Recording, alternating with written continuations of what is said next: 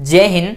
आज अपने पढ़ते हैं इंजन के बारे में। ये एक इंजन की ऐसी वीडियो रहेगी जिसमें हम इंजन के बारे में सब कुछ जानेंगे। क्या 4 स्ट्रोक होता है, क्या 2 स्ट्रोक होता है, कितने प्रकार के इंजन होते हैं, इंजन एक्चुअल में होता क्या है, क्यों इंजन की ज़रूरत पड़ी, क्यों बाइक में डीजल इंजन यूज़ नहीं किया जाता, पेट्रोल इंजन ज़्यादातर यूज़ क्यों किया जाता है, क्या है पेट्रोल इंजन, क्या है डीजल इंजन, इस सब के बारे में समझेंगे। तो इस वीडियो में हम कौन कौन से पॉइंट कवर करेंगे वो हम देखते हैं। तो हम कवर करेंगे कि इंजन क्या है, क्लासिफिकेशन ऑफ इंजन, इंजन के पार्ट्स करेंगे, टीडीसी और बीडीसी क्या होता है, आईडीसी और ओडीसी क्या होता है, inner dead centre, outer dead centre, 4 stroke और 2 स्ट्रोक क्या होता है, पेट्रोल इंजन और डीजल इंजन में क्या अंतर है, एयर फ्यूल रेशियो कितना होता है, कंप्रेशन रेशियो कितना होता है, पिस्टन रिंग जो है वो कितने प्रकार के होते हैं और क्या होता है सीसी और क्या होता है लीटर। गाड़ियां जो है वो लीटर में आती है कि एक ये जो इसका इंजन है गाड़ी का ये 1.6 लीटर का है, 1.8 लीटर का है, ऐसा आता है। जबकि जो बाइक्स होती है उनमें इंजन जो होता है वो सीसी में दिखाते हैं। तो ये एक्चुअल में सीसी होता क्या है, इस सब के बारे में जानेंगे। होता क्या है, कई बार जैसे अपने से कोई पूछ लेता है कि आप बेटा इंजीनियरिंग कर रहे हो, हम बोलते हैं कॉन्फिडेंस में जी हाँ हम इंजीनियरिंग कर रहे हैं, मैकेनिकल इंजीनियर हैं। तो बोले कि बेटा फिर आपने तो इंजन तो पढ़ा होगा। अब ये भी कह दें कि नहीं पढ़ा तो मैकेनिकल इंजीनियर होके अगर इंजन नहीं पढ़ा तो बहुत बुरी बात है। तो हम कहेंगे जी हाँ हमने तो इंजन पढ़ा है। अब इंजन के बारे में हमें ज़्यादा जानकारी नहीं होती है कि कौन सा इंजन कब यूज किया जाता है, कैसा सिनेरियो रहता है उसका। अब कोई पूछ ले आपको कि ठीक है आपके पास एक पेट्रोल इंजन है, भूल चूक में उसके अंदर आपने डीजल डाल दिया तो क्या होगा, क्या वो काम करेगा? या पेट्रोल की गाड़ी में डीजल डाल दें या डीजल की गाड़ी में पेट्रोल डाल दें तो क्या होगा? क्यों जो बाइक होती है उसको डीजल पर नहीं चलाते? क्यों हेवी जो व्हीकल होते हैं जैसे ट्रक है या ट्रेन है तो इनको डीजल पर चलाते हैं? क्यों गाड़ियों में डीजल और पेट्रोल दोनों यूज करते हैं? क्या कंप्रेसर रेशियो होता है? ये आईडीसी और ओडीसी बहुत ज़्यादा पूछते हैं, कंपटीशन एग्जाम्स में भी पूछे जाते हैं। तो चलिए आज इसके बारे में हम स्टडी करते हैं। पहली बात तो इंजन है क्या, हम बात करते हैं कि इंजन क्या है। इंजन एक ऐसी डिवाइस है, ये क्या करती है, ये फ्यूल की केमिकल एनर्जी को कन्वर्ट करती है मैकेनिकल एनर्जी में। अब फ्यूल की केमिकल एनर्जी और मैकेनिकल एनर्जी, हमको पता है कि फ्यूल में एक एनर्जी होती है फ्यूल के अंदर, उसको बोलते हैं हम केमिकल एनर्जी। जब हम फ्यूल को जलाएंगे तो हमें मिलेगी हीट। तो कई जगह लिखा होता है कि हीट एनर्जी को कन्वर्ट करता है इंजन मैकेनिकल एनर्जी में, कई जगह लिखा होगा कि फ्यूल की केमिकल एनर्जी को कन्वर्ट करता है मैकेनिकल एनर्जी में। ये कई जगह क्वेश्चन पूछ लेते हैं और ये कंपटीशन एग्जाम में भी आता है। तो हम कहेंगे कि केमिकल एनर्जी जो है फ्यूल की वो कन्वर्ट हुई हीट में, और वो हीट जो है उसके कारण आगे वो कन्वर्ट हो जाती है मैकेनिकल एनर्जी में। या हम सीधा बोल सकते हैं कि केमिकल एनर्जी कन्वर्ट होती है मैकेनिकल एनर्जी में। तो मैकेनिकल एनर्जी और केमिकल एनर्जी मतलब केमिकल एनर्जी या हीट के कारण मैकेनिकल एनर्जी, यानी जो हमें वर्क मिल रहा है या जिससे हमें अगर गाड़ी में लगा हुआ है तो गाड़ी जो चलती है तो वो एक मैकेनिकल एनर्जी है, या शाफ्ट को घुमाना वो एक मैकेनिकल एनर्जी है। तो हमें क्रैंक शाफ्ट को घुमाना होता है इंजन की हेल्प से, तो उसको बोलते हैं mechanical energy. Classification of engine के अंदर क्या है, इंजन 2 प्रकार के होते हैं। एक होता है आईसी इंजन, दूसरा होता है ईसी इंजन। आईसी इंजन का मतलब इंटरनल कंबशन इंजन और ईसी इंजन का मतलब एक्सटर्नल कंबशन। अब इंटरनल कंबशन और एक्सटर्नल कंबशन क्या है? इंटरनल कंबशन का मतलब मान के चलो कि आग लगना, जहां कंबशन होगा आग लगेगी।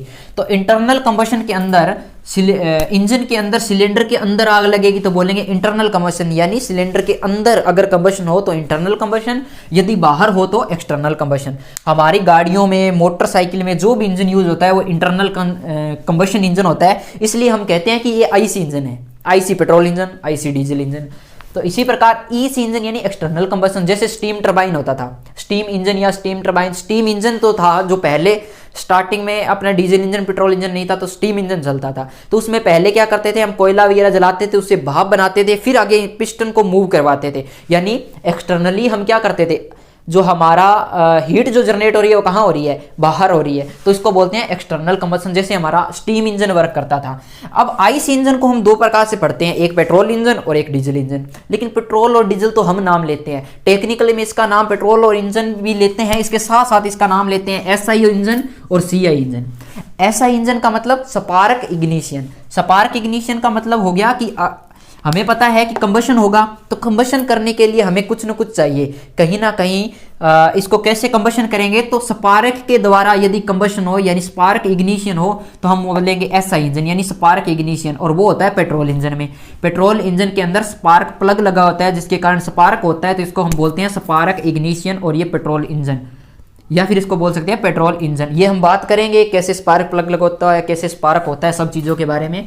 फिर आता है सीआई इंजन। सीआई इंजन क्या है? Compression ignition. अब इसके अंदर स्पार्क नहीं होता है, इसके अंदर स्पार्क नहीं होता है, इसके अंदर कंप्रेशन के कारण जब ज़्यादा कंप्रेस हो जाती है एयर तो उसके ऊपर डीजल की फुहार कराई जाती है, डीजल गिराया जाता है, तो क्या होता है वहाँ पे कंप्रेशन के कारण इग्निशन होता है, तो इसको इसलिए बोलते हैं सीआई इंजन।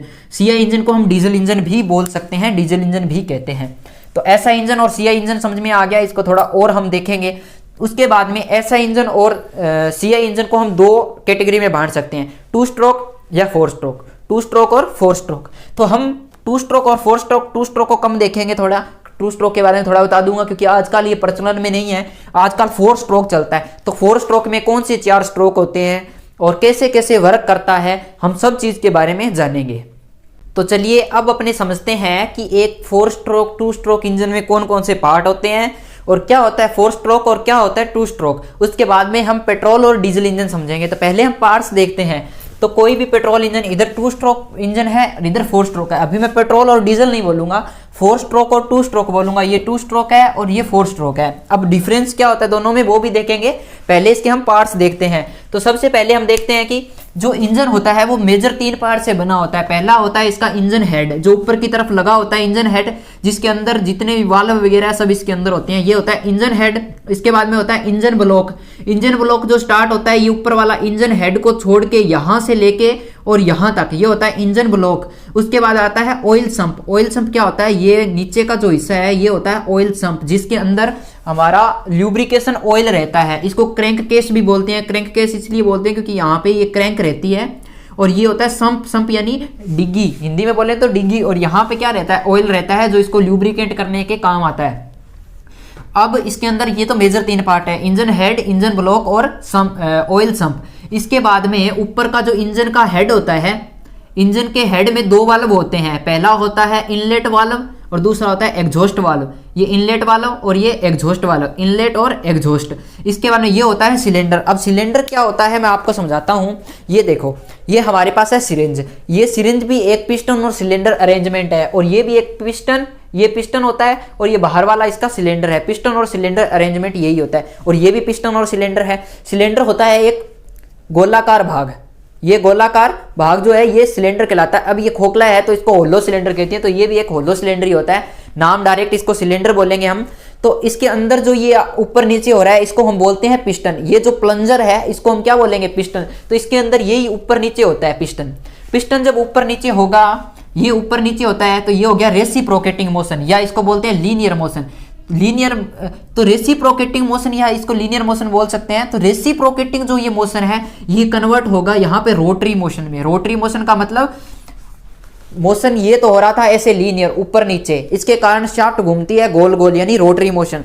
तो एक इंजन के अंदर क्या होता है? रेसिप्रोकेटिंग मोशन कन्वर्ट होता है रोटरी मोशन में। और इंजन होता क्या है? केमिकल एनर्जी को कन्वर्ट करता है मैकेनिकल एनर्जी में। अब इसके पार्ट्स समझ में आ गया कि ये बाहर वाला इसका क्या होता है? सिलेंडर होता है। अंदर जो ये ऊपर नीचे हो रहा है इसको हम बोलते हैं पिस्टन। तो अब आगे के पार्ट्स हम समझते हैं।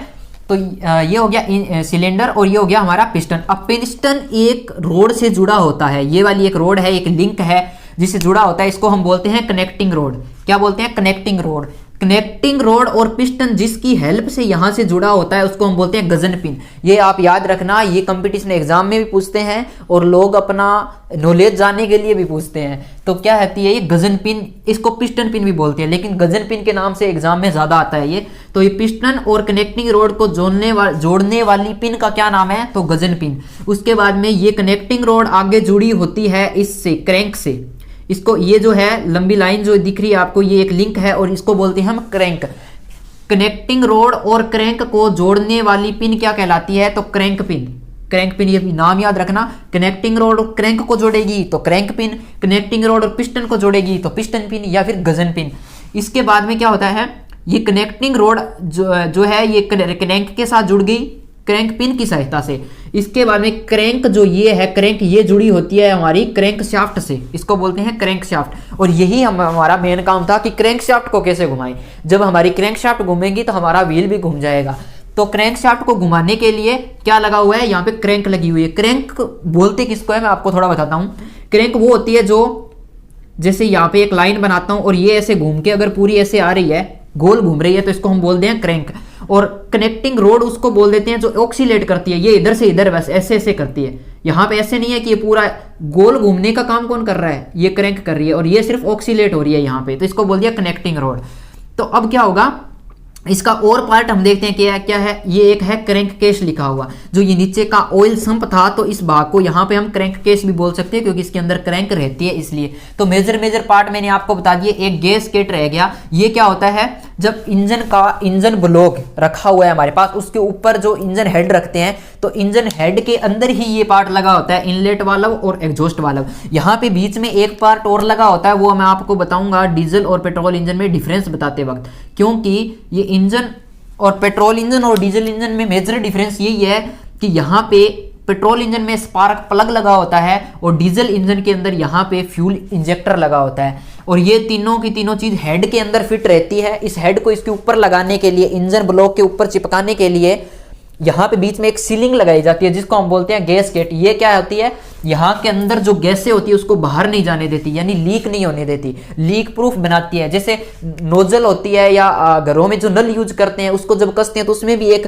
प्लास्टिक की लगी होती है, किट लगी होती है ना, गैस किट टाइप लगी होती है ताकि लीकेज ना हो वहां से। तो ये लीकेज को प्रूफ करने के लिए यहाँ पे लगाई जाती है। उसके बाद में अब पिस्टन के अंदर अलग अलग रिंग्स होती है, उसके बारे में हम जानेंगे। इससे पहले हम जान लेते हैं कि ये 2 स्ट्रोक इंजन क्या होता है। 4 स्ट्रोक हमने देख लिया, एक हमने पार्ट्स देखे हैं 4 स्ट्रोक के, अभी 4 स्ट्रोक क्या होता है वो नहीं देखा। इसी प्रकार हम 2 स्ट्रोक के पार्ट देख लेते हैं, फिर हम स्ट्रोक जानेंगे। तो 4 स्ट्रोक है तो आपको समझ में आ गया। अब 4 स्ट्रोक और 2 स्ट्रोक में पार्ट में अंतर इतना पड़ेगा कि यहाँ पे इनलेट और एग्जॉस्ट वाल्व है, ये इनलेट वाल्व है और ये एग्जॉस्ट वाल्व है। तो यहाँ पे वाल्व नहीं होते, ना तो इनलेट वाल्व होता है ना एग्जॉस्ट वाल्व होता है, यहाँ होते हैं पोर्ट। पोर्ट कौन कौन से, एक होता है इनलेट पोर्ट और एक होता है एग्जॉस्ट पोर्ट। इनलेट पोर्ट से गैस या एयर जो है वो अंदर आती है या फ्यूल अंदर आता है, और एग्जॉस्ट से धुआं जो है वो बाहर निकलता है। और एक होता है ट्रांसफर पोर्ट। बाकी सारी चीजें सेम है, यही पिस्टन है, कनेक्टिंग रोड, क्रैंक शाफ्ट, ठीक है। और यहाँ पे आपको एक दिख रहा है, ये अलग से लगा हुआ, थोड़ा ये भाग अलग से लगा हुआ, यहाँ भी। तो ये क्या करता है, ये काउंटर वेट लगाते हैं इसको बैलेंस करने के लिए। इधर वेट ज्यादा है, इसको बैलेंस करने के लिए यहाँ काउंटर वेट लगाते हैं, ठीक है, ताकि वाइब्रेशन वगैरह इसमें कम हो और ये स्मूथली वर्क कर सके। अब हम समझते हैं कि 4 स्ट्रोक और 2 स्ट्रोक क्या है। तो 4 स्ट्रोक क्या होता है, पहला है इसमें लिखा हुआ सक्शन स्ट्रोक। अब मैं आपको बताता हूं स्टार्टिंग में। अब इंजन जब स्टार्ट करते हैं तो सबसे पहले इंजन सांस लेता है। आप ऐसे याद रखिए, इंजन क्या लेगा, सांस लेगा। सांस लेने का मतलब वो सक करेगा, यानी सक्शन। तो जब पेट्रोल इंजन है, अब हम समझ लेते हैं कि पेट्रोल इंजन क्या है। पेट्रोल इंजन के आधार पे हम ये चारों स्ट्रोक समझेंगे। तो पेट्रोल इंजन बताने के लिए मैं आपको यहाँ एक लगा देता हूं जिसका नाम है, आप लोग जानते भी होंगे, इसको बोलते हैं स्पार्क प्लग। ये स्पार्क प्लग लगा हुआ है यहाँ पे। अब क्या होगा, जब इंजन स्टार्ट करेंगे तो यहां से इनलेट वाल्व से एयर और फ्यूल का मिक्सचर, एयर और फ्यूल यानी एयर तो आप समझ गए, फ्यूल यानी यहाँ पे पेट्रोल, या फिर हम गैस भी यूज कर सकते हैं। तो पेट्रोल और एयर का जो मिक्सचर है वो इसके अंदर एंटर करेगा, यहां से एंटर करेगा सक्शन स्ट्रोक के दौरान। जब पिस्टन ऊपर से नीचे की तरफ आएगा तो होगा सक्शन। क्योंकि ये आपको कैसे पता चलेगा, देखो ये सिरिंज है हमारी, आपको पता है जब डॉक्टर इसके अंदर दवा भरता है तो क्या करता है, इसको ऐसे खींचता है नीचे की तरफ, यानी इसमें क्या वैक्यूम क्रिएट होती है। तो इसी प्रकार ये पिस्टन जब नीचे आएगा तो यहाँ होगी वैक्यूम होगी, तो वो अपने आप जैसे इस होल से दवा अंदर आ जाती है, इसी प्रकार इनलेट वाल्व से ये अंदर आ जाएगा फ्यूल और एयर का मिक्सचर पेट्रोल इंजन में। तो ये जब इसको खींचेंगे तो यहाँ वैक्यूम क्रिएट हुई, एयर और फ्यूल का मिक्सचर आया, तो ये कौन सा वाल्व है, इनलेट वाल्व। यानी जब पहला स्ट्रोक लगता है पिस्टन ऊपर से नीचे आता है। अब पिस्टन ऊपर से नीचे आने का क्या मतलब है, मैं थोड़ा सा आपको बताता हूं। पिस्टन जो उसकी टॉप मोस्ट पोजीशन होती है पिस्टन की, जहां पर ये लास्ट ऊपर तक जहां तक जा सकता है, इसको हम बोलते हैं टॉप डेड सेंटर। ये यहां पे लिखा हुआ टीडीसी और बीडीसी, तो इसको हम क्या बोलते हैं, टॉप डेड सेंटर। और पिस्टन लोवेस्ट कितना नीचे आ सकता है, सबसे ज्यादा कितना नीचे आ सकता है, लास्ट पोजीशन क्या है, उसको हम बोलते हैं bottom dead centre. Top dead centre और बॉटम डेड सेंटर। पिस्टन बस इसी के बीच में ऐसे करता रहता है, top dead centre, bottom dead centre, top dead, bottom dead. तो अब क्या होगा, जब ये पिस्टन टॉप डेड सेंटर से नीचे की तरफ आएगा बॉटम डेड सेंटर की तरफ, तो इनलेट वाल्व से एयर और फ्यूल का मिक्सचर अंदर आएगा। उस स्ट्रोक को हम बोलेंगे सक्शन स्ट्रोक, यानी इंजन सांस लेगा, तो हमने बोल दिया सक्शन स्ट्रोक या इनटेक स्ट्रोक भी बोलते हैं, और इस वाल्व को इनटेक वाल्व भी बोलते हैं। अब क्या होगा, जब पिस्टन नीचे आएगा तो ये अचानक से वापस ऊपर भी जाएगा अपने इनर्शिया के कारण। पिस्टन का इतना इनर्शिया नहीं होता, इनर्शिया किस चीज कैसे वापस ऊपर जाता है वो भी अपन बात करेंगे। एक बार ये मान लो कि नीचे आने के बाद ये ऊपर जा रहा है, जब ये नीचे आने के बाद वापस ऊपर जाएगा तो इसके अंदर जो एयर और फ्यूल का मिक्सचर आया था, पेट्रोल इंजन की बात कर रहे हैं, तो एयर और फ्यूल का जो मिक्सचर आया था वो हो जाएगा कंप्रेस। क्यों? क्योंकि ये दोनों वाल्व इनलेट और एग्जॉस्ट वाल्व दोनों हो जाते हैं बंद, और अब ये हो जाएगा कंप्रेस। अब इसका मैं यहाँ पे एग्जांपल बताता हूँ। देखो मैंने इसको मान लो यहाँ तक भर लिया, अब मैं क्या करता हूँ, इस वाल्व को बंद कर देता हूँ। अब ये कंप्रेस होने लग गया, इसके अंदर जितना भी एयर थी वो कंप्रेस होने लगी। मेरे हाथ पे जोर आ रहा है, मेरे को पता चल रहा है, तो ये कंप्रेस हो जाता है ऐसे। जब ये कंप्रेस होगा तो इसको बोलते हैं हम कंप्रेशन स्ट्रोक। सक्शन यानी सांस लेगा, कंप्रेशन यानी वापस ऊपर जाएगा तो कंप्रेस करेगा, दोनों के दोनों वाल्व बंद रहेंगे, इसको बोलते हैं हम कंप्रेशन। अब जरूरत है एक चिंगारी की। अब इतना कंप्रेस हो गया, अब जरूरत है एक चिंगारी की। मैं धुआं तो था ही अब राख हो रहा हूं, पर मोहब्बत अब भी है उस चिंगारी से। अब वो चिंगारी नहीं है यहाँ पे, ये चिंगारी अलग है, ये यहाँ पे आग जलाने के लिए चिंगारी है। तो इसमें क्या होगा, अभी कंप्रेस होने के बाद यहाँ पे इतना वो जो एयर और फ्यूल का मिक्सचर था उसका टेम्परेचर इतना और प्रेशर इतना हाई हो जाता है कि यदि उसको एक छोटी सी चिंगारी हम दे दें तो उसमें ब्लास्ट हो जाएगा पूरा। तो यहाँ पे जब ये एयर और फ्यूल का मिक्सचर का टेम्परेचर और प्रेशर हाई होने के बाद ये होता है स्पार्क प्लग लगा हुआ यहाँ पे, इसको बोलते हैं स्पार्क प्लग।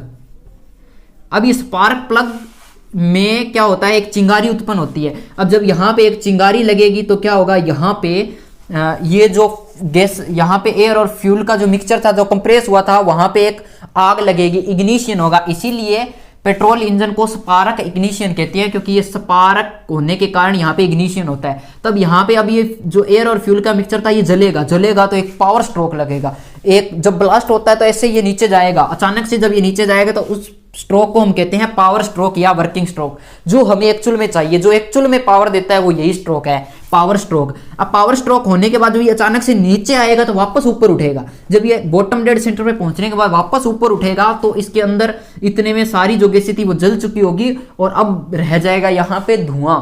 अब ये धुआं या इसको बोलते हैं एग्जॉस्ट गैसेज।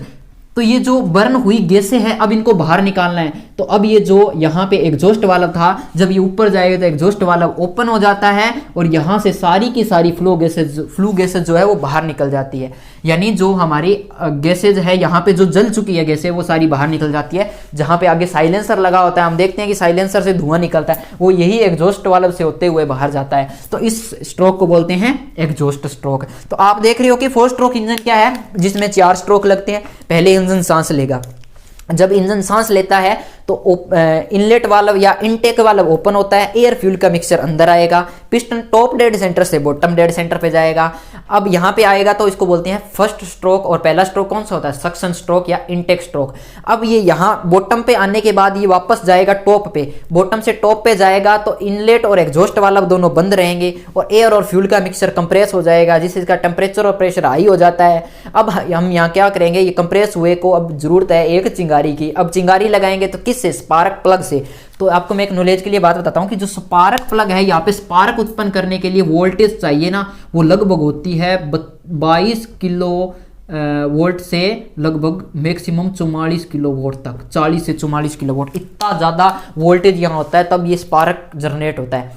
तब ये स्पार्क जनरेट होने के कारण यहाँ क्या होता है, अब दूसरा स्ट्रोक लग गया था कंप्रेशन, उसके बाद स्पार्क जनरेट हुआ तो अचानक से यहाँ पे एक ब्लास्ट होता है और ये पिस्टन नीचे की तरफ फेंकता है पिस्टन को। जब ये पिस्टन टॉप डेड सेंटर से बॉटम डेड सेंटर की तरफ आएगा तब हमें मिलता है पावर स्ट्रोक या इसको बोलते हैं वर्किंग स्ट्रोक।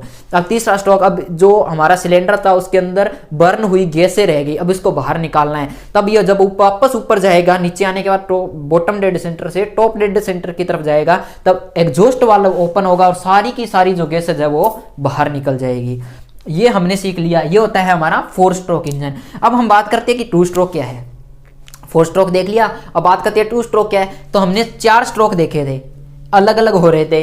2 स्ट्रोक के अंदर क्या होगा, ये सारे स्ट्रोक तो कंप्लीट होंगे लेकिन दो एक साथ हो जाएंगे, तो हो जाएगा 2 स्ट्रोक। अब कैसे होगा देखो, अब इसमें इनलेट वाल्व होता है, इसमें पोर्ट होता है। अब क्या होगा, मैं एक बार ये मान के चलता हूं कि ये जो पिस्टन है ये यहां पे है, ऊपर की तरफ है। तो अब जब ये पिस्टन ऊपर से नीचे की तरफ आएगा, ऊपर से नीचे की तरफ आएगा, तो नीचे क्या होता है, स्टार्टिंग में जैसे पहले मान लो कि पिस्टन ऊपर गया तो यहां होगा वैक्यूम क्रिएट होगा। तो इनलेट पोर्ट से पेट्रोल और एयर का मिक्सचर जो है वो अंदर आया। अंदर आने के बाद क्यों, क्योंकि यहाँ वैक्यूम क्रिएट हुई, इसके कारण ये अंदर आ गया, वही प्रोसीजर चलेगी। ठीक है, अंदर आ गया। अब क्या होगा, जब ये ऊपर जाएगा, ये पिस्टन जब ऊपर जाएगा तो यहाँ पे क्रिएट हो गया ये एयर और फ्यूल आ गया। अब ये मान लो कि एक बार वापस नीचे आ रहा है। अभी आपको थोड़ा सिनेरियो समझ में नहीं आएगा, थोड़ा सा इसको आगे चलते हैं फिर समझ में आएगा। अब वापस मान लो कि ये नीचे आ रहा है। जब ये नीचे आएगा तो यहाँ पे क्या होगा, कंप्रेशन होगा। यहाँ कंप्रेशन होगा तो कंप्रेस होने के कारण ये जो ट्रांसफर पोर्ट है, यहाँ से एयर और फ्यूल का जो मिक्सचर पहले आ गया था वो अब यहाँ से इसके अंदर चला जाएगा। इस टाइम ये इनलेट पोर्ट ऑफ रहता है। जब ये नीचे आएगा तो इनलेट पोर्ट ऑफ था और यहाँ पे कंप्रेशन के कारण दाब बढ़ा और यहाँ से ये जो फ्यूल और एयर का मिक्सचर जो था यहाँ चला गया। अब क्या होगा, ये यहाँ पे पहुंच गया। अब वापस जब ये ऊपर जाएगा, तो क्या होगा, अब देखो वापस जब ये ऊपर जा रहा है तो वापस इनलेट वाल्व ओपन होगा और यहाँ पे एयर और फ्यूल का मिक्सचर आ जाएगा। लेकिन यहाँ पे जो एयर और फ्यूल पहुंची थी उसका क्या होगा, वो कंप्रेस हो जाएगी, हो रही है कंप्रेस होगी। तो यहाँ पे फिर लगा होता है क्या, स्पार्क प्लग। अब स्पार्क प्लग इसको स्पार्क करेगा, स्पार्क करते ही एक पावर स्ट्रोक लगेगा। यहाँ पे स्पार्क करते ही पावर स्ट्रोक लगेगा, पिस्टन ऊपर से वापस नीचे आएगा। अब देखो पिस्टन ऊपर से नीचे आ रहा है, पावर स्ट्रोक लगा तो यहाँ पे कौन सी, यहाँ क्या बनेगी, गैसेज बनेगी, है ना। बर्न हुई गैसेज जो है वो धुआं जिसको हम बोलते हैं, तो वो धुआं यहाँ होगा। अब इस धुएं को बाहर निकालना है तो एग्जॉस्ट पोर्ट होता है, तो एग्जॉस्ट पोर्ट से साथ के साथ धुआं बाहर निकल जाता है। अब थोड़ा सा आप ध्यान से समझो, तो हमने क्या किया था, यहाँ पे कंप्रेस किया था, आग लगाई थी, तो यहाँ पे देखो पावर स्ट्रोक लग रहा है। पावर स्ट्रोक से जैसे जैसे पिस्टन नीचे आ रहा है, साथ के साथ क्या लग रहा है, एग्जॉस्ट स्ट्रोक लग रहा है। यानी पावर स्ट्रोक और एग्जॉस्ट स्ट्रोक एक साथ लग रहे हैं। तो क्या हुआ, पावर स्ट्रोक लगा, साथ के साथ ही पावर स्ट्रोक के साथ ही क्या हुआ, एग्जॉस्ट स्ट्रोक, यानी एग्जॉस्ट गैसेज बाहर निकल गई। अब एग्जॉस्ट गैसेज जैसे जैसे बाहर निकल रही है, पिस्टन नीचे आ रहा है, वैसे वैसे क्या हो रहा है, यहाँ पे जो एयर थी वो कंप्रेस हो रही है, यानी कंप्रेशन स्ट्रोक लग रहा है। अब कंप्रेशन स्ट्रोक लगने के बाद जब ये वापस ऊपर जाएगा तो साथ के साथ यहाँ पे क्या हो रहा है, कंप्रेशन हो रहा है। यानी कहने का मतलब दो स्ट्रोक एक साथ हो रहा है, सक्शन कंप्रेशन एक साथ हो गया, पावर और एग्जॉस्ट एक साथ हो गया। यहाँ कंप्रेस हुई गैस थी, एग्जॉस्ट पावर स्ट्रोक लगा, एग्जॉस्ट हुआ, दो स्ट्रोक एक साथ। पिस्टन जब ऊपर जाएगा, एक तो ये दो स्ट्रोक समझ में आ गया। अब जब पिस्टन ऊपर की तरफ जाएगा तब क्या होगा, यहाँ पे वैक्यूम क्रिएट होने के कारण यहाँ क्या होगा, यहाँ पे होगा हमारा सक्शन स्ट्रोक। और वापस जब नीचे आता है तो इसके अंदर चली जाती है एयर और वो फ्यूल और एयर का मिक्सचर, तो हो जाता है कंप्रेशन स्ट्रोक। कहने का मतलब है कहीं ना कहीं ये दो एक साथ हो रहे हैं, कहीं ना कहीं दो एक साथ हो रहे हैं, तभी तो 4 स्ट्रोक में अलग अलग स्ट्रोक लगते हैं और इसमें दो स्ट्रोक एक तरह से एक साथ लगते हैं। लेकिन इसमें एक दिक्कत है, दिक्कत ये है कि जब ये पावर स्ट्रोक लगेगा तो कुछ गैसेज जो है डायरेक्ट बाहर निकल जाएगी, यानी कम बर्न होगा इसमें, ठीक है। लेकिन इसमें पावर ज़्यादा होती है। अब पावर ज़्यादा क्यों होती है, 2 स्ट्रोक में पावर ज़्यादा होती है जबकि 4 स्ट्रोक में कम, क्यों, क्योंकि देखो 4 स्ट्रोक के अंदर एक बार पावर स्ट्रोक लग रहा था, इसमें 2 स्ट्रोक में एक बार पावर स्ट्रोक लग रहा है। इसका मतलब क्या हुआ, देखो जब पिस्टन टॉप डेड सेंटर से बॉटम डेड सेंटर की तरफ आता है, यहां से यहां तक ट्रेवल करता है, इतनी देर में ये क्रैंक शाफ्ट 180 डिग्री घूम जाती है। कितना, 180 डिग्री। 180 डिग्री का मतलब मान लो कि क्रैंक शाफ्ट इस पॉइंट पे है तो घूम के यहां आ जाएगी, यानी आधा चक्कर पूरा कर जाती है एक स्ट्रोक में। तो 2 स्ट्रोक जब पूरे होंगे तो क्रैंक शाफ्ट एक रिवोल्यूशन कंप्लीट कर जाएगी, एक चक्कर काट जाएगी 2 स्ट्रोक में। तो 4 स्ट्रोक इंजन के अंदर कितने स्ट्रोक होते हैं, 4 स्ट्रोक, मतलब एक स्ट्रोक, दूसरा स्ट्रोक, तीसरा स्ट्रोक, चौथा स्ट्रोक। कहने का मतलब 4 स्ट्रोक के अंदर 2 चक्कर काट जाएगी, 2 चक्कर पूरे कर लेगी कौन, क्रैंकशाफ्ट। और पावर स्ट्रोक कितना मिला, मतलब क्रैंकशाफ्ट 2 चक्कर काटती है तो 1 पावर स्ट्रोक मिल रहा है। और 2 स्ट्रोक के अंदर क्या हुआ, 2 स्ट्रोक एक साथ हो रहे हैं तो क्या हुआ, पहले स्ट्रोक में 180 डिग्री, दूसरे में 180 डिग्री। कहने का मतलब 2 स्ट्रोक में क्रैंकशाफ्ट 1 चक्कर काटती है, 4 स्ट्रोक में 2 चक्कर काटती है। तो 2 चक्कर में 4 स्ट्रोक के अंदर 1 पावर स्ट्रोक मिला, 2 स्ट्रोक के अंदर 1 चक्कर के अंदर ही 1 पावर स्ट्रोक मिल रहा है। तो कौन से ज्यादा फायदेमंद हुआ, ये वाला। तो इसमें पावर ज्यादा होती है, 4 स्ट्रोक में कम होती है, ठीक है। ये आपको कंपैरिजन समझ में आ गया है। अब हम बात करते हैं कि पेट्रोल इंजन और डीजल इंजन के बारे में। 2 स्ट्रोक के अंदर आपको क्या याद रखना है, 4 स्ट्रोक में इनलेट और एग्जॉस्ट वाल्व होते हैं, इसमें पोर्ट होते हैं 3 पोर्ट। कौन कौन से? इनलेट पोर्ट, एग्जॉस्ट पोर्ट और ट्रांसफर पोर्ट होते हैं। इसमें 2 स्ट्रोक लगते हैं, इसमें 4 स्ट्रोक लगते हैं। इसमें पावर कम होती है, इसमें ज़्यादा होती है। तीसरा, इसमें क्रैंकशाफ्ट कितने बार घूमती है? 2 रिवोल्यूशन पूरे करते हैं, यानी 720 डिग्री। एक रिवोल्यूशन के अंदर घूमती है 360, 2 रिवोल्यूशन एक साथ घूमेगी तो कितना घूम गया? 720 डिग्री। और इसमें एक ही रिवोल्यूशन पूरा करती है तो कितना घूमेगी? 360 डिग्री। ये आपको समझ में आ गया। अब मैं इसको हटा देता हूँ, ये पड़ा रहने देता हूँ, इसी के आधार पे अब सब कुछ समझाऊंगा, क्योंकि ये तो यूजलेस है, आजकल काम नहीं आता इतना, लेकिन ये पुरानी बाइक में काम आता। चेतक जैसे बाइक थी तो उसके अंदर ये लगा होता था, है ना। और पुरानी जो बाइक्स आती है उनमें, अब एक इसी यूट्यूब चैनल पे एक वीडियो है जिसपे हमने ये 2 स्ट्रोक जो इंजन है उसको रिपेयर किया था, वो भी आप देखना। उसके अंदर आपको दिखेगा हमने कार्बोरेटर खोल रखा है उसमें। अब आपको मैं एक चीज़ बता देता हूँ कि पेट्रोल इंजन जो था इसमें एयर और फ्यूल का मिक्सचर आता है अंदर, तो एयर और फ्यूल को मिक्स करता कौन है? मिक्स करने का काम करता है कार्बोरेटर। कभी कार्बोरेटर पे भी वीडियो बनाएंगे, लेकिन वो वीडियो आप देखोगे तो उसमें आपको कार्बोरेटर खुला हुआ दिखेगा, उसके अंदर खोल के उसको साफ किया तो वहां पे आपको दिखेगा, तो आप वो वीडियो वॉच करना। अब हम बात करते हैं, ये तो कर लिया है हमने टॉप डेड सेंटर और बॉटम डेड सेंटर। इंजन देख लिया, क्लासिफिकेशन देख लिया, पार्ट देख लिए, टीडीसी बीडीसी देख लिया। आईडीसी और ओडीसी क्या है ये अभी हम देख लेते हैं। तो आईडीसी और ओडीसी क्या है? जैसे ये पिस्टन और सिलेंडर है, इसमें ये पिस्टन है और ये सिलेंडर है, तो इस पिस्टन जहां ऊपर लास्ट तक जाता है उसको बोलते हैं टीडीसी, नीचे जहां लास्ट तक जाता है बोलते हैं बीडीसी, यानी bottom dead centre, top dead centre. तो बॉटम डेड सेंटर वो जगह होती है जहां पे पिस्टन लास्ट ऊपर कहां तक जा सकता है, यानी उस जगह पर पिस्टन की वेलोसिटी जो है वो 0 हो जाती है, यानी उसका वेग 0 हो जाता है। और बॉटम पॉइंट वो जहां पर उसकी वेलोसिटी 0 हो जाए तो बॉटम डेड सेंटर। ये समझ में आ गया। अब होता है इनर डेड सेंटर और आउटर डेड सेंटर। अब ये तो इंजन खड़ा हुआ है यानी वर्टिकल है। अब इसको यदि मैं हॉरिजॉन्टल कर दूं तो क्या होगा? इस पिस्टन को यदि मैं हॉरिजॉन्टल कर दूं तो क्या होगा? हॉरिजॉन्टल करने के कारण क्या होगा? अब ये वर्टिकल है, इसको हॉरिजॉन्टल कर दिया तो टीडीसी बीडीसी कन्वर्ट हो गया आईडीसी ओडीसी में। आया ना मजा? कैसे? देखो, मान लो यहां पे यही पिस्टन और सिलेंडर है, ये वाला ऐसे, तो अब पिस्टन नीचे लास्ट कहां तक जाएगा? तो इनर डेड सेंटर, और टॉप लास्ट कहां तक जाएगा? तो आउटर डेड सेंटर। यानी जब एक इंजन को हॉरिजॉन्टल कर दिया जाए, वर्टिकल से हॉरिजॉन्टल कर दिया जाए तो inner dead centre, outer dead, और वर्टिकल रखा जाए तो बॉटम और टॉप। टॉप और बॉटम कब होगा? नॉर्मल बात है, टॉप और बॉटम कब होता है? जब एक ऊंची हो चीज और एक नीची हो, तो टॉप और बॉटम। इनर और आउटर, तो इसमें इनर और आउटर नहीं बता सकते, तो हॉरिजॉन्टल होने के बाद inner dead centre, outer dead centre, बस फर्क दोनों में इतना ही है। चलिए अब जानते हैं डीजल इंजन के बारे में। पेट्रोल इंजन हमने देख लिया, क्या था? पेट्रोल इंजन के अंदर यहाँ पे स्पार्क प्लग लगा हुआ था। अब हम जानते हैं डीजल इंजन। डीजल इंजन में क्या करना है? ये स्पार्क प्लग जो था यहाँ से ये हटा देंगे, और यहाँ पे स्पार्क प्लग की जगह हम लगा देंगे क्या? Fuel injector. भूल गए क्या? अभी बताया था थोड़ी देर पहले, फ्यूल इंजेक्टर। ये शायद आपको दिख नहीं रहा है पर आप नाम सुन लीजिए कि फ्यूल इंजेक्टर कहते हैं इसको। तो डिफरेंस क्या है? फ्यूल इंजेक्टर लगाना है। अब वर्किंग में थोड़ा डिफरेंस है। अब वर्किंग कैसे काम करेगी? देखो, स्ट्रोक वही तेज यार। सबसे पहले इंजन सांस लेगा, तो पेट्रोल इंजन में एयर और फ्यूल का मिक्सचर अंदर आता था, इसमें एयर और फ्यूल का मिक्सचर अंदर नहीं आता। इसमें क्या आएगा? जब इनलेट वाला ओपन होगा तो इसमें ओनली एयर आती है अंदर। जब अंदर एयर आएगी तो पहला लगेगा सक्शन स्ट्रोक, पिस्टन आएगा बॉटम डेड सेंटर, वापस ऊपर उठेगा कंप्रेशन, दोनों वाल्व बंद रहेंगे, कंप्रेशन। तो वहां पे जरूरत थी किसकी? स्पार्क की। अब यहाँ स्पार्क की जरूरत नहीं, अभी तक डीजल डाला नहीं है तो डीजल डालेंगे। अब क्या करेंगे? इस नोजल की हेल्प से जो कंप्रेस्ड एयर जो है, हाई टेम्परेचर और हाई प्रेशर है उसका, तो उस कंप्रेस्ड एयर के ऊपर इसकी फुहार करवाएंगे डीजल की, जिसके कारण यहाँ से ब्लास्ट होगा और तीसरा स्ट्रोक यानी पावर स्ट्रोक लगेगा। पिस्टन टॉप डेड सेंटर से बॉटम डेड सेंटर की तरफ आएगा। इसके बाद में तीसरा स्ट्रोक हो गया पूरा। अब वहां पे बच गया धुआं, उसको बाहर फेंकना है तो लगेगा बॉटम डेड सेंटर से टॉप डेड सेंटर की तरफ आएगा। एग्जॉस्ट वाला ओपन होगा और सारा का सारा धुआं कहाँ चला जाएगा? बाहर, यानी एग्जॉस्ट हो जाएगा।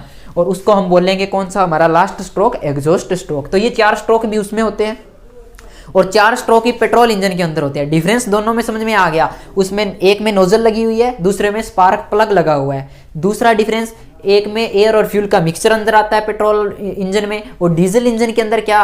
अकेली एयर अंदर आता है। तभी तो इसमें टर्बो चार्जर वगैरह यूज करते हैं कि एयर कितनी अंदर देनी है। अब बात करते हैं कि 2 सिलेंडर, 4 सिलेंडर, 3 सिलेंडर 1 सिलेंडर, ये क्या चीज़ है? 1 2 3 सिलेंडर चेंज कैसे हो रहे हैं? तो हमने स्ट्रोक देखा था, 2 स्ट्रोक और 4 स्ट्रोक तो देख लिया, वो तो एक इंजन के अंदर है। अब यही इंजन एक है, इसके आगे एक और लगा दूं 2 हो जाए तो क्या हो जाएगा? 2 सिलेंडर। एक और लगा दूं तो 3 सिलेंडर, एक और लगा दूं तो 4 सिलेंडर। इसी प्रकार हमारी जो बाइक है वो ज़्यादातर 1 या 2 सिलेंडर में आती है, तो उसके अंदर नॉर्मल जो बाइक है वो 1 सिलेंडर में आती है, तो उसमें 1 सिलेंडर लगा होता है, यानी ऐसा 1 सिलेंडर होता है। इसके बाद में बड़ी बाइक या गाड़ी जो है वो 4 सिलेंडर में भी आती है, तो उसमें ऐसे ऐसे 4 सिलेंडर लगा देंगे एक ही क्रैंकशाफ्ट पर, पावर ज़्यादा करने के लिए। तीसरा, जैसे कि ट्रक वगैरह है तो उसमें 6 सिलेंडर 8 सिलेंडर भी आ जाते हैं। इसी प्रकार ट्रेन जो है वो 16 सिलेंडर की होती है, तो उसमें 16 सिलेंडर, एक ही क्रैंकशाफ्ट में से 16 सिलेंडर जोड़ देते हैं पावर को ज़्यादा करने के लिए। ज़्यादा भार खींचना है तो पावर ज़्यादा करनी पड़ेगी। अब हम एक छोटा सा सिनेरियो देखते हैं कि पेट्रोल और डीजल इंजन में थोड़ा डिफरेंस और। तो पेट्रोल इंजन जो है उसको ऐसा इंजन कहते हैं, स्पार्क इग्निशन, हमें पता चल गया स्पार्क होता है। इसको निकोलस ओटो ने बनाया था। तो ये जो है ये ऑटो साइकिल पे डिपेंड करता है। ये जो पूरा साइकिल चल रहा है, चारों स्ट्रोक चल रहे हैं, ये एक साइकिल के हिसाब से चलते हैं। वो साइकिल आप अगर इंजीनियरिंग में हो तो आप जरूर पढ़ोगे, तो एक बार नाम याद रख सकते हो कि पेट्रोल इंजन ऑटो साइकिल पे काम करता है। निकोलस ओटो के नाम पे इसका नाम रखा गया। इसी प्रकार डीजल इंजन जो है उसकी खोज की थी रुडोल्फ डीजल ने। तो इसका जो जिस साइकिल पे ये डीजल इंजन काम करता है उसको कहते हैं डीजल साइकिल। रुडोल्फ डीजल के नाम से डीजल साइकिल, निकोलस ओटो के नाम से ऑटो साइकिल। अब एयर फ्यूल रेशियो क्या है? एयर फ्यूल रेशियो का मतलब होता है, जैसे पेट्रोल इंजन था तो सक्शन स्ट्रोक जब हुआ था तो एयर और फ्यूल का मिक्सचर अंदर आया था। तो मिक्सचर जो अंदर आया वो कैसा मिक्सचर होना चाहिए? एक आइडियल मिक्सचर बताया गया कि 14.7:1 होना चाहिए। इसका मतलब यदि 1 ग्राम तुम पेट्रोल यूज कर रहे हो तो 14.7 ग्राम तुम्हारे पास होनी चाहिए एयर। ऐसा एक मिक्सचर कार्बोरेटर तैयार करे, उसको यदि इंजन के अंदर भेजता है तो इंजन ढंग से काम करेगा। तो ये एक आइडियल कंडीशन है कि ऐसा होना चाहिए, लेकिन कोई जरूरी नहीं है कि ऐसा ही हो। जैसे हम सुबह सुबह इंजन को स्टार्ट करते हैं तब हम क्या करते हैं, कहते हैं ना चौक लगा के स्टार्ट करो। तो वो चौक लगाने का मतलब क्या है? मतलब कि कार्बोरेटर में जो एयर आ रही है उसको तुम बंद कर दो और ओनली फ्यूल आने दो। जब वो ओनली पेट्रोल आएगा तो इंजन जल्दी स्टार्ट हो जाएगा। तब ये मिक्सर कहाँ गया? तब ये काम नहीं करता है ना। तो ये एक आइडियल है, बताया गया कि इतना होना चाहिए कि 14.7 ग्राम तो एयर यदि है तो 1 ग्राम ही फ्यूल होना चाहिए। यदि 1 बूंद एयर की है, 1 बूंद फ्यूल की है तो 14.7 बूंद जो है वो एयर की होनी चाहिए। एक तरह से ये समझने का तरीका। इसी के प्रकार डीजल इंजन की अगर बात करें तो 14.5:1, यानी 1 ग्राम अगर डीजल तुम यूज कर रहे हो तो 14.5 ग्राम तुमको एयर इसके अंदर सक करवानी पड़ेगी, सक्शन करवाना पड़ेगी। ये एक नॉर्मल बताया है, बाकी वेरी भी कर सकता है ये, ठीक है। तो ये पूछते हैं कि एयर फ्यूल रेशियो कितना होता है? 14.7:1। ये याद रखना है आपको। अब हम कुछ बेसिक चीजें और है उन पे बात कर लेते हैं। इसके 2-3 पार्ट्स रह गए थे। ये देखो यहाँ पे एक लाइनर लिखा हुआ है, ये तो आपने पूछा ही नहीं क्या होता है, पर पूछोगे भी कैसे, कमेंट में बता सकते हो सिर्फ। तो यहाँ पे इसके अंदर जो हमारा ये सिलेंडर होता है, ऐसे सिलेंडर होता है, तो ये सिलेंडर खराब ना हो। सिलेंडर खराब ना हो, अगर सिलेंडर खराब हो जाए तो पूरा का पूरा ये जो इंजन ब्लॉक है इसको चेंज करना पड़ेगा, तो बहुत कॉस्टली होता है। तो इसी के अंदर एक सिलेंडर और डाल देते हैं जिसको हम बोलते हैं लाइनर, ताकि अगर खराब हो तो सिर्फ लाइनर खराब हो, लाइनर को बाहर निकाल के उसको चेंज करके नया डाल देंगे तो हमारा काम चल जाएगा। पूरा इंजन जो इतना कॉस्टली होता है तो मेंटेनेंस बहुत महंगी होती है, तो हम इसलिए लाइनर अंदर डाल दें। लाइनर क्या है? एक इंजन का एक वैसा ही सिलेंडर है जैसा बाहर है, बस वो खराब ना हो इसके लिए एक लाइनर डाल देते हैं। उसके अंदर ये मूव करता है पिस्टन। पिस्टन पे रिंग लगी होती है, उसके बारे में हम बात करेंगे। अब इसके कुछ और पार्ट होते हैं। अब आप देख रहे हो कि inlet valve, exhaust valve open हो रहे हैं, क्लोज हो रहे हैं, तो कौन ओपन करता है, कौन क्लोज करता है, कब ओपन होना है, कब बंद होना है, कौन बताता है? ये भी डिपेंड करता है। तो ये है क्रैंक शाफ्ट। ये वाली शाफ्ट कौन सी थी? Crank shaft. इसको खोलने जड़ने का काम करती है केम शाफ्ट। क्या नाम होता है? केम शाफ्ट। अब केम शाफ्ट को ऑपरेट करने, अब जैसे मान लो ये केम शाफ्ट है, इसके ऊपर केम बनी होती है, ऐसे केम प्रोफाइल बनी होती है। अब मैं आपको पिक्चर में दिखा दूंगा साथ साथ कि केम प्रोफाइल की प्रोफाइल कैसी होती है। जब ये घूमती है और इस वाल्व के ऊपर दाब देती है तो इसके अंदर स्प्रिंग लगा होता है वाल्व में, तो ये दाब देती है तो वाल्व ओपन हो जाता है, क्लोज हो जाता है, ओपन हो जाता है, क्लोज हो जाता है। कब ओपन क्लोज करना है ये डिसाइड कर रही है केम शाफ्ट। अब केम शाफ्ट को घुमाना तो पड़ेगा ना, तो इसको क्या करते हैं, क्रैंक शाफ्ट के साथ और केम शाफ्ट को घुमाने के लिए हम क्या करेंगे, एक टाइमिंग चेन का यूज करते हैं। टाइमिंग चेन या टाइमिंग बेल्ट बोलते हैं। वो कैसे कैसे घूम रहा है उसको ऐसे सेट करते हैं कि ये अपनी रोटेशन में घूमती रहे जैसे हमें रिक्वायर्ड है। जैसे जैसे ये घूमती है, इनलेट और एग्जॉस्ट वाल्व ओपन होते हैं। ये इसकी टाइमिंग इतनी प्रिसाइजली सेट की जाती है कि जब जरूरत है तभी खुले। ऐसे नहीं है कि हो रहा है सक्शन, इधर से एग्जॉस्ट वाल्व भी ओपन, ऐसा नहीं होता है। तो इनलेट वाल्व है तो मतलब इनलेट वाल्व ही, कितने डिग्री पे खोलना है, कब खोलना है, सब टाइमिंग चेन डिसाइड करती है। टाइमिंग चेन थोड़ी बहुत ऊक चूक हुई, सारा का सारा सिस्टम खत्म, कोई इंजन नहीं चलेगा फिर वहां पे। तो आपको पेट्रोल और डीजल इंजन समझ में आ गया, दोनों में डिफरेंस समझ में आ गया, IDC ODC petrol air fuel ratio भी समझ में आ गया। अब हम बात करते हैं कंप्रेशन रेशियो। कंप्रेशन रेशियो समझने से पहले छोटी छोटी दो चीजें आपने समझ लेते हैं। जब पिस्टन टॉप डेड सेंटर से बॉटम डेड सेंटर के बीच में मोशन करेगा तो इस लेंथ को बोलते हैं स्ट्रोक लेंथ। पहला स्ट्रोक लेंथ क्या है? टीडीसी से बीडीसी के बीच में पिस्टन कितनी दूरी मूव कर रहा है, कितना डिस्टेंस कवर कर रहा है, स्ट्रोक लेंथ होती है, यानी एक स्ट्रोक की लेंथ। स्ट्रोक तो यही था, पिस्टन इतना ही मूव करेगा तो नहीं स्ट्रोक होगा ना। अब बात करते हैं यहां पे टोटल वॉल्यूम की। टोटल वॉल्यूम क्या है? टोटल वॉल्यूम क्या होती है? जब मान लो कि ये पिस्टन टॉप डेड सेंटर से बॉटम डेड सेंटर की तरफ पहुंच गया है तो पूरे सिलेंडर की वॉल्यूम कितनी है, कितना एयर और फ्यूल का मिक्सचर अंदर आ रहा है, या फिर कितनी एयर अंदर आ रही है इसके अंदर, ये टोटल जो इसकी सिलेंडर की वॉल्यूम है उसको हम कहते हैं टोटल वॉल्यूम। अब आती है एक नाम आता है स्वेप्ट वॉल्यूम। ये जो टेक्निकल के बंदे हैं उनको समझ में आता होगा कि स्वेप्ट वॉल्यूम ये क्या चीज है, आपको मैं थोड़ा समझा रहा हूं तो सुनते रहिए। अब क्या होगा, कंप्लीट वॉल्यूम तो ये थी, इसको टोटल वॉल्यूम बोल दिया। अब स्वेप्ट वॉल्यूम होती है जब टॉप डेड सेंटर से पिस्टन बॉटम डेड सेंटर की तरफ आता है तो इस लेंथ को तो बोल दिया था स्ट्रोक लेंथ, और इसके अंदर जितनी वॉल्यूम थी, टॉप से बॉटम के बीच जितनी वॉल्यूम थी उसको हमने बोल दिया स्वेप्ट वॉल्यूम। अब क्या होगा, पिस्टन बॉटम डेड सेंटर से टॉप डेड सेंटर की तरफ गया तो स्वेप्ट वॉल्यूम, ऊपर जितनी वॉल्यूम बची थी, ऊपर जितनी वॉल्यूम बच गई उसको हम बोलते हैं क्लियरेंस वॉल्यूम। क्लियरेंस वॉल्यूम, तीन वॉल्यूम समझ में आ गई, total volume, swept volume, clearance volume. अब मैं आपको ध्यान से यहां पे देखना कैसे कैसे, बॉटम डेड सेंटर से टॉप डेड सेंटर के बीच में जितनी वॉल्यूम है स्वेप्ट वॉल्यूम, ऊपर जितनी बच गई क्लियरेंस वॉल्यूम, यानी जो यहाँ पे क्लियरेंस बच गया उतना क्लियरेंस वॉल्यूम, और तीसरा होता है टोटल वॉल्यूम। दोनों को मिला दूं, स्वेप्ट और क्लियरेंस को, स्वेप्ट को और क्लियरेंस को मिला दूं तो टोटल वॉल्यूम आ जाएगी। बस यहीं से समझ में आएगा कि कंप्रेशन रेशियो क्या होता है। CR कंप्रेशन रेशियो होता है टोटल वॉल्यूम अपॉन में क्लियरेंस वॉल्यूम। इसका मतलब टोटल वॉल्यूम कितनी ऑक्यूपाई की एयर ने और कंप्रेस करके कितना बना दिया।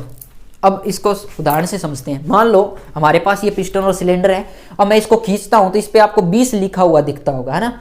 20 को अपन क्या मानते हैं, चले एक बार सीधा नाम 20 ही लेके चलते हैं इसको। अब 20 यहाँ पे 20 है, इसके आगे काउंटिंग दी नहीं हुई, मैं इसको 30 मान लेता हूँ कि लास्ट तक ये जो पॉइंट है इसका 30 है, ठीक है। तो टोटल वॉल्यूम कितनी होगी इसकी, टोटल वॉल्यूम इसकी हो गई 30, इसमें कोई डाउट नहीं है।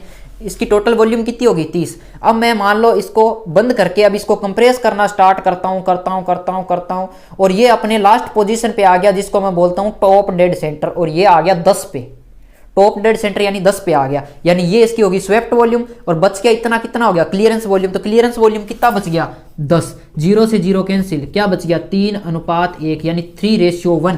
कहने का मतलब यदि टोटल वॉल्यूम 3 है, इतनी कम एयर आई इसके अंदर, मैं इसको कंप्रेस करके इसको 1 में कन्वर्ट कर दूंगा, इसको कंप्रेस करके कितने में कन्वर्ट कर दूंगा 1 में।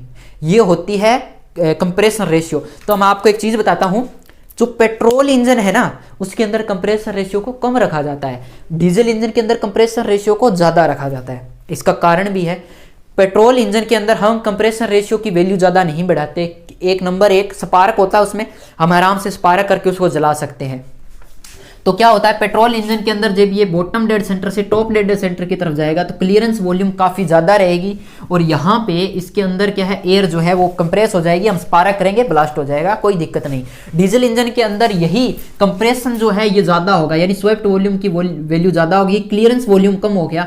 जैसे जैसे क्लियरेंस वॉल्यूम कम होएगा तो यहाँ पे जो एयर थी उसका प्रेशर और टेम्परेचर बढ़ेगा, उसके बाद में जैसे ही मैं फ्यूल डालूंगा तो ब्लास्ट होगा। तो यानी डीजल इंजन के अंदर कंप्रेशन रेशियो की वैल्यू ज्यादा रखेंगे, पेट्रोल इंजन के अंदर कम रखेंगे। अब एक आप चीज देख रहे हो कि कंप्रेशन रेशियो जैसे जैसे बढ़ता है क्लियरेंस वॉल्यूम कम होती जाती है। जैसे जैसे क्लियरेंस वॉल्यूम को कम करूंगा कंप्रेशन रेशियो बढ़ जाएगा ऑटोमेटिक। इसका मतलब है कि इसकी स्ट्रोक लेंथ भी ज्यादा हो जाएगी। डीजल इंजन के अंदर स्ट्रोक लेंथ ज्यादा होती है, पेट्रोल इंजन के अंदर कंपेरेटिवली कम हो जाएगी। ये भी आप चीज आपको समझ में आ गई। क्लियरेंस ये जो है ना कंप्रेशन रेशियो, इसका बहुत बड़ा इफेक्ट है, बहुत बड़ा। पेट्रोल इंजन में भी हम क्लियरेंस बोल ये जो है, तो आप कह दो कि पेट्रोल इंजन में ऐसे करो कि जो एयर और फ्यूल का मिक्सर आ रहा है उसको इतना ज़्यादा कंप्रेस कर दो, यानी उसकी कंप्रेशन रेशियो को तुम बढ़ा दो, तो क्या दिक्कत है, पावर ज़्यादा मिल जाएगी। ऐसा नहीं करते। क्यों नहीं करते? क्योंकि पेट्रोल इंजन में नोकिंग की समस्या आ जाती है। नोकिंग का मतलब है, एक होता है फायर पॉइंट, एक होता है फ्लैश पॉइंट। कोई भी पेट्रोल डीजल या कोई भी लिक्विड है उसका फायर और फ्लैश पॉइंट दो होते हैं, या अगर आप टेक्निकल मैकेनिकल वगैरह में हो तो आप प्रैक्टिकल भी हो सकते करते हो, तो आप वहाँ पे समझाओगे कि ये क्या होता है। लेकिन मैं आपको नॉर्मल थोड़ा सा बताता हूँ कि मान लो आप बेसिक भाषा में होगा क्या, पेट्रोल इंजन के अंदर यदि मैं कंप्रेशन रेशियो बढ़ा देता हूँ, ये यानी सीआर रेशियो जो है बढ़ा देता हूँ, ज़्यादा कंप्रेस कर देता हूँ, तो क्या होगा, इतना कंप्रेस होने के बाद, बहुत ज़्यादा कंप्रेस होने के बाद क्या होगा कि जो अगर पेट्रोल जलेगा उसके अंदर, अगर पेट्रोल जलेगा तो वो असमान रूप से जलेगा। असमान रूप से मतलब पूरा बर्न नहीं होगा पेट्रोल, और जिसके कारण एग्जॉस्ट के अंदर पेट्रोल, बिना जला पेट्रोल भी बाहर निकलेगा, यानी अनबर्नड गैसें भी बाहर निकलेगी जो जली हुई नहीं है। तो इसी कारण अपन क्या कहते हैं, पेट्रोल इंजन के अंदर कंप्रेसर रेशियो को कम रखते हैं और डीजल इंजन के अंदर हम ज़्यादा रखते हैं। यदि डीजल इंजन के अंदर हमने कम रख दिया तो जब हम फुहार डालेंगे उसके ऊपर तो उसका उतना टेम्परेचर ही नहीं होगा कि उसको जला पाए, तो इसलिए उसमें ज़्यादा रखते हैं, इसमें कम रखते हैं। जहां कंप्रेशन रेशियो ज़्यादा होगा, जहां सीआर का मान ज़्यादा होगा वहां पावर भी क्या हो जाएगी, ज़्यादा, और जहां सीआर का मान कम होगा वहां पावर भी क्या हो जाएगी, कम। इसीलिए पेट्रोल इंजन में पावर कम होती है और डीजल इंजन में पावर ज़्यादा होती है, क्योंकि डीजल इंजन में कंप्रेशन रेशियो का मान ज़्यादा होता है और पेट्रोल इंजन में कंप्रेशन रेशियो का मान कंपेरेटिवली कम होता है, जिसके कारण डीजल ज़्यादा पावरफुल, पेट्रोल कम पावरफुल। ये आपको समझे। इसीलिए भारी वाहनों में जैसे ट्रक है या फिर बड़े बड़े जो भी है ट्रक वगैरह हो गए और रेलगाड़ी वगैरह है, तो उसमें हम कौन सा यूज़ करते हैं, डीजल इंजन। और पेट्रोल इंजन जैसे बाइक है, कार है, अब कार एक इंटरमीडिएट कंडीशन है, इसमें हम डीजल भी यूज कर लेते हैं और पेट्रोल भी यूज कर लेते हैं। तभी पूछते हैं, ऐसा नहीं है कि बाइक भी डीजल में नहीं आती थी। कोई टाइम में एक बाइक थी इनकी, ये कौन सी कंपनी थी, जैसे बुलेट जो बाइक आती है रॉयल इनफील्ड, इनकी एक बाइक थी जिसमें डीजल इंजन था, लेकिन डीजल इंजन नॉइस बहुत करता है। क्यों करता है? क्योंकि इसके अंदर कंप्रेशन रेशियो की वैल्यू ज़्यादा है, तो ब्लास्ट थोड़ा गजब होगा। जब ब्लास्ट तेज होगा तो क्या होगा, ये पिस्टन ध्यान से नीचे आएगा, यानी इसके अंदर क्या होगा, कंप्रेशन रेशियो की वैल्यू ज़्यादा है, ब्लास्ट जोर से होगा तो नॉइस ज़्यादा होगा, वाइब्रेशन ज़्यादा होगी। कंप्रेशन रेशियो ज़्यादा होने के कारण, कंप्रेशन रेशियो ज़्यादा होने के कारण पार्ट्स को भी इतना प्रेसाइज बनाना पड़ेगा। इतना प्रेसाइज का मतलब यहाँ मैं ये कह रहा हूँ कि स्ट्रेंथ ज़्यादा होनी चाहिए। यदि पार्ट्स की स्ट्रेंथ ज़्यादा होगी तभी तो वो इतना कंप्रेस हुए, यानी इतने प्रेशर को झेल पाएगा। तो पेट्रोल इंजन की कंपैरिजन में इसके जो पार्ट्स है वो थोड़ी तकड़े होंगे तो मोटे होंगे, मोटे होंगे तो भारी होंगे। तो डीजल इंजन के पार्ट्स भारी होते हैं, पेट्रोल इंजन के पार्ट्स कंपेरेटिवली हल्के होते हैं, जिसके कारण डीजल इंजन की स्पीड कम होती है क्योंकि भारी है, और पेट्रोल इंजन की स्पीड ज़्यादा होती है। पेट्रोल इंजन की पावर कम होती है, डीजल इंजन की पावर ज़्यादा होती है। ये डिफरेंस हो रहा है साथ साथ में, लास्ट में हम वापस इसको करेंगे इसी का। अब देखो, पावर ज़्यादा है तो टॉर्क ज़्यादा होगा, क्योंकि हमें पता है, अब जिसने टेक्निकल में पढ़ा है उसको तो पता है कि P बराबर होता है ओमेगा इंटू टी। टी यानी टॉर्क, ओमेगा, ओमेगा की वैल्यू होती है 2πn/60, यानी एंगुलर वेलोसिटी। तो ओमेगा इंटू पावर ज़्यादा तो टॉर्क ज़्यादा। तो डीजल इंजन में टॉर्क ज़्यादा होता है, तभी तो इतने भारी वाहन को खींच लेता है आराम से, इतनी बड़ी रेलगाड़ी को आराम से खींच लेता है। क्यों? क्योंकि पावर ज़्यादा है, टॉर्क ज़्यादा है। जबकि पेट्रोल इंजन में टॉर्क कम है, पावर कम है, लेकिन स्पीड ज़्यादा है। इसीलिए गाड़ी जो पेट्रोल इंजन की है उसकी स्पीड ज़्यादा होती है और डीजल इंजन की गाड़ी में स्पीड कम होती है। आई होप आपको ये समझ में आ गया। अब हम बात कर, ये भी समझ में आ, कंप्रेशन रेशियो समझ में आ गया। पिस्टन रिंग के बारे में बात करेंगे और सीसी और लीटर के बारे में हम बात करते हैं। थोड़ा कंप्रेसर रेशियो भी जान लेते हैं कि डीजल इंजन में कितना होना चाहिए और पेट्रोल इंजन में कितना होना चाहिए। तो कंप्रेसर रेशियो तो आपको समझ में आ गया। टोटल वॉल्यूम कितनी है, कंप्रेस करके तुम कितनी कर दोगे, टोटल वॉल्यूम अपॉन में क्लियरेंस वॉल्यूम हो गया कंप्रेशन रेशियो, कि टोटल वॉल्यूम कितनी आई, कितना कंप्रेस कर सकते हो। तो पेट्रोल इंजन के अंदर यदि 10 वॉल्यूम है टोटल, तो उसको कंप्रेस कर देंगे 1 तक, यानी 10:1 से 14:1 तक होता है। ये होता है हमारा पेट्रोल इंजन। लेकिन मैंने इसके ऊपर 6 और 12 भी लिखा है। इसको किस लिए लिखा है, क्योंकि कई कई जगह आपको 6 और 12 ऐसे बताएंगे, तो ये एक इंटरमीडिएट स्टेज है। आपको याद रख सकते हो कि ये 10 और 14 के बीच में है पेट्रोल इंजन के लिए, और कंप्रेशन रेशियो की वैल्यू 18 से 23 के बीच में है डीजल इंजन के लिए। ये 16 से 20 भी दिखाते हैं, तो इसलिए मैंने दोनों लिखे हैं कि 16 से 22 दिखा दिया या 6 से 12। तो आप याद रख सकते हो कि पेट्रोल इंजन की जितनी होगी लगभग उसकी दुगनी होगी डीजल इंजन में। अगर पेट्रोल इंजन की मान लो 6 है ना, तो 6 दूनी 12, या 10 है तो 10 दूना 20। तो ये देख लो 10 दूना 20 तो इसके बीच में आ रहा है, तो ये लगभग दुगना होता है डीजल इंजन में कंप्रेशन रेशियो। इसलिए डीजल इंजन में पावर ज़्यादा होती है। अब हम बात करते हैं कि सीसी क्या है और लीटर क्या है। तो सीसी क्या होता है, सीसी का मतलब होता है cubic capacity. Cubic capacity. Cubic capacity का मतलब, क्यूबिक मतलब वॉल्यूम बता रहा है, वॉल्यूम बता रहा है, यानी ये जो सिलेंडर जो हमारा है इसके अंदर कितना एयर फ्यूल जो भी है इसके अंदर कितनी वॉल्यूम है कि कितना आ सकता है इसके अंदर, टोटल कितनी वॉल्यूम है इसकी, वो ये बताती है सीसी। क्यूबिक सेंटीमीटर का मतलब होता है सेंटीमीटर की क्यूब, यानी इसकी वॉल्यूम बता रही है, सीधी सी बात है। तो मैं सेंटीमीटर की क्यूब को क्या लिख सकता हूँ, क्यूबिक सेंटीमीटर। क्यूबिक सेंटीमीटर इसका मतलब है क्यूबिक यानी वॉल्यूम और सेंटीमीटर मतलब सेंटीमीटर का सी, तो वॉल्यूम यानी क्यूबिक का मैंने सी लगा दिया, इस सेंटीमीटर का भी मैंने सी लगा दिया, तो इसको बोलते हैं क्यूबिक कैपेसिटी यानी सीसी। तो अब इसकी वॉल्यूम के आधार पे हम बताते हैं कि हमारी बाइक 80 सीसी की है, 110 सीसी की है, 120 सीसी की है, 130 सीसी की है। तो हमारी बाइक जो होती है मान लो कि 110 सीसी की है, इसका मतलब क्या है, इसका मतलब है कि उसकी एक इंजन की वॉल्यूम है इतनी। अब अगर इंजन दो हो जाए, तो अब ये तो एक इंजन था, दो इंजन हो जाए तो ये दोनों की वैल्यू बताता है। फिर अगर मान लो कि 120 सीसी की बाइक है मेरे पास और उसमें 2 सिलेंडर है, 4 स्ट्रोक 2 सिलेंडर है, यानी 2 सिलेंडर है और 120 सीसी है, तो एक सिलेंडर की यदि वॉल्यूम पूछूं तो कितनी हो जाएगी, इसका आधा हो जाएगा, यानी 60। यानी एक इंजन जो है मेरा 60 सीसी का है, दूसरा इंजन 60 सीसी का, टोटल कैपेसिटी ऑफ बाइक कितनी है, 120 सीसी। इसी प्रकार हमारी जो गाड़ी आती है उसमें इंजन ज्यादा होती है, यानी उसमें जैसे 4 सिलेंडर होते हैं। अब 4 सिलेंडर होते हैं ना, तो लगभग मान लो कि 1600 सीसी की गाड़ी है, 1600 सीसी की गाड़ी है। सिलेंडर कितने हैं, 4। एक सिलेंडर की वैल्यू कितनी आ गई, 4 चौका 16 यानी 400 सीसी। ये एक सिलेंडर की वॉल्यूम आ गई, 4 सिलेंडर है तो 4 चौक 16 सीसी। एक लीटर के अंदर LITER, 1 लीटर के अंदर क्या होता है, 1000 सीसी होते हैं, 1000 सीसी। तो ये कितना है, 1600 सीसी। तो 1600 सीसी को यदि मैं लीटर में कन्वर्ट करूं तो 1600 भाग 1000 कर दूंगा और बन जाएगा 1.6 लीटर। तो गाड़ी जो है वो लीटर में आती है ज़्यादातर। गाड़ी की जब हम कैपेसिटी पूछते हैं कि कितनी कैपेसिटी है, तो वो बोलता है कि 1.6 लीटर की गाड़ी है। 1.6 लीटर का मतलब 1600 सीसी की गाड़ी है आपके पास। अब 1600 सीसी इतनी बड़ी ड्रम बोलने से अच्छा है इतनी बड़ी ड्रम होने के बाद अपन लीटर बताने लग जाए।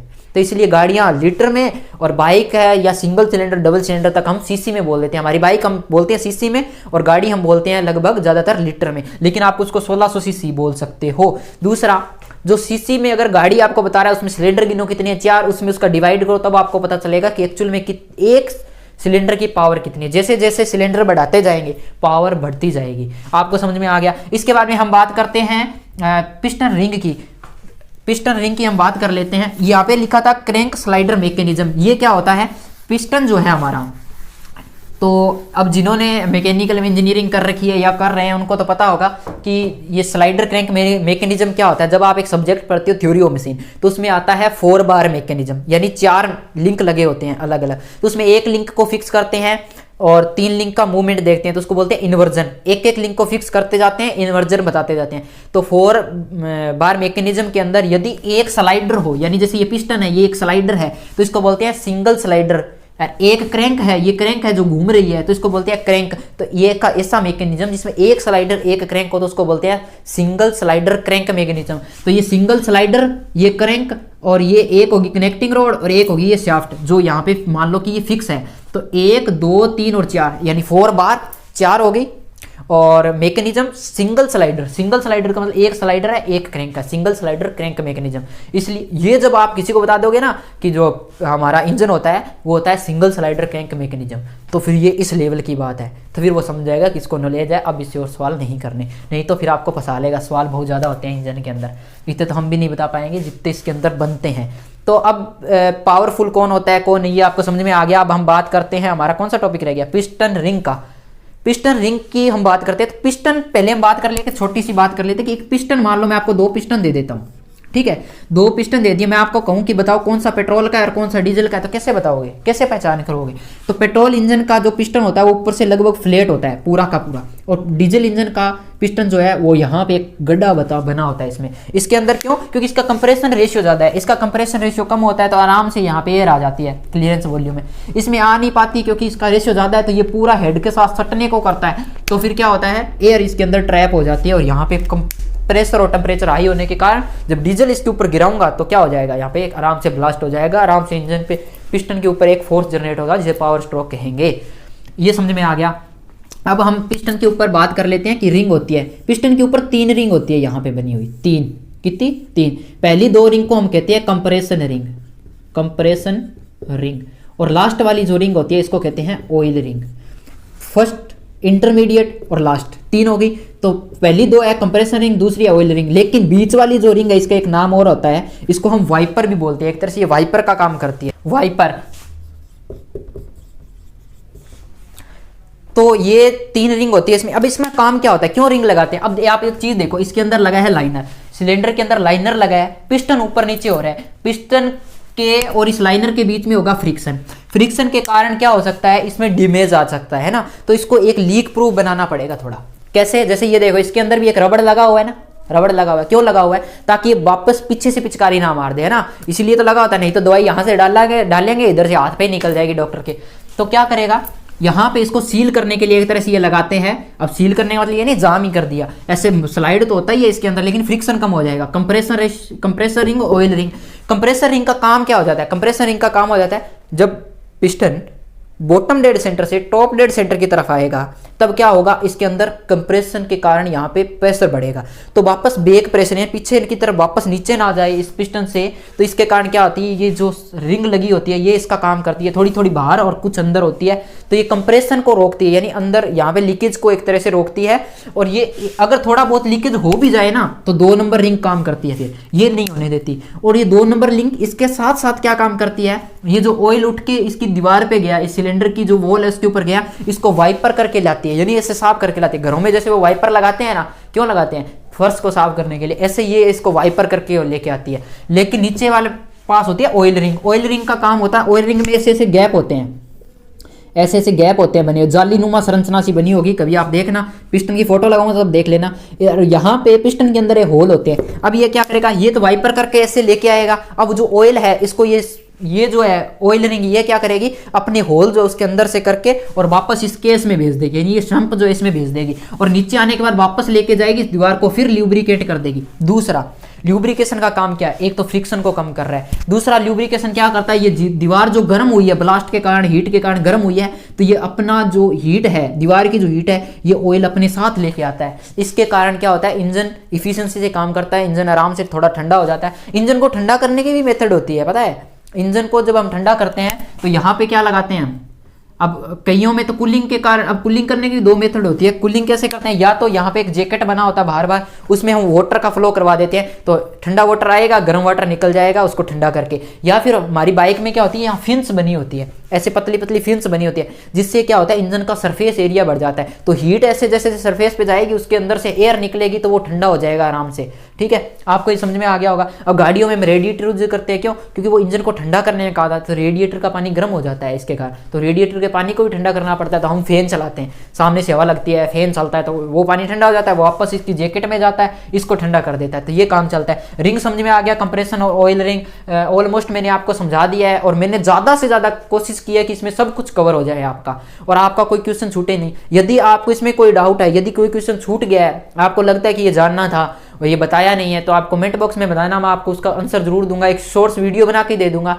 तो मिलेंगे अगली क्लास में, बताना कि कैसी लगी वीडियो। जय हिंद।